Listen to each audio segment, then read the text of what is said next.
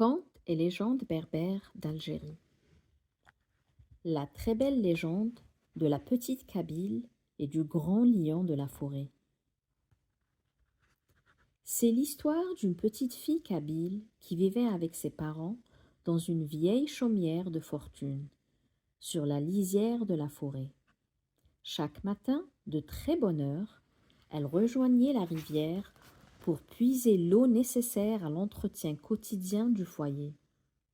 Un beau matin, sur son tortueux chemin de retour du cours d'eau, en trimballant ses deux petites jarres bien remplies, elle croisa le roi de la forêt, le grand fauve des montagnes.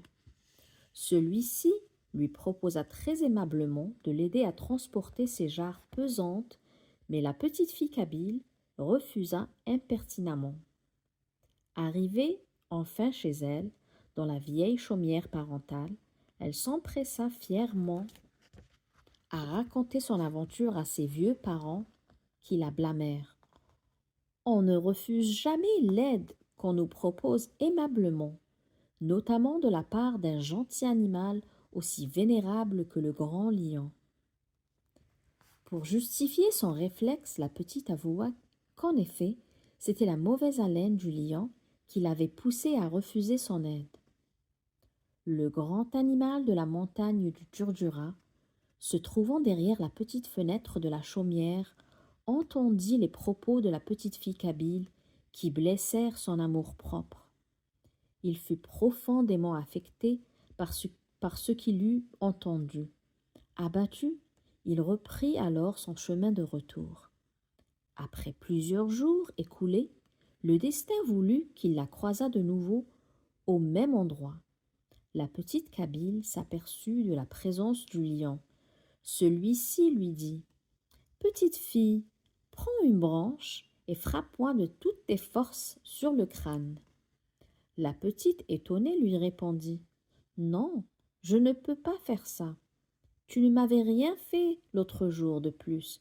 Tu es quelqu'un de bien pour qu'on puisse te faire du moindre mal. » Le grand lion, coléreux, répliqua « Frappe-moi immédiatement ou je te dévore. » C'est ainsi que la petite fille exécute cet acte obscur. Soudain, elle vit le sang couler sur le front du grand lion.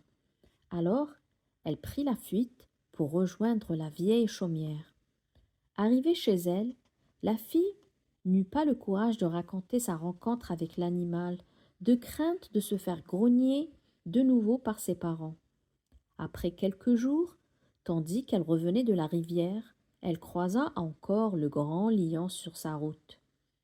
Elle déposa ses deux petites jarres pleines d'eau, le rejoignit et lui dit « Ô grand et fort lion des montagnes, j'espère que vous allez bien. Comment vous sentez-vous? Je suis vraiment contente de vous voir et voir blessures. Et vos blessures? Mais n'avez-vous aucune plaie? Oui, tu m'as bâtonné et vu le sang couler à flots sur mon front.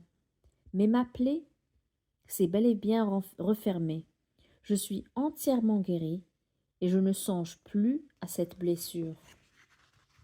En revanche, je ne peux oublier le jour où tu refusais mon aide sous prétexte de ne pas flairer ma mauvaise haleine.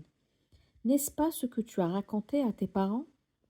Sache, petite fille ingrate, que dans mon cœur, tes propos ont entraîné une profonde blessure qui ne se refermera jamais. Ô grand lion, lui répondit la petite kabyle, pardonnez-moi, je vous prie, ma bouche n'osera jamais prononcer de tels propos.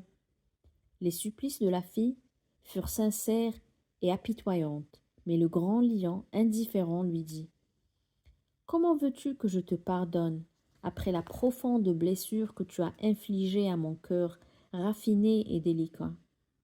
Maintenant, après l'empreinte échymosée que tu m'eus laissée, je suis obligée de mettre fin à ma profonde douleur en te dévorant. » La fin.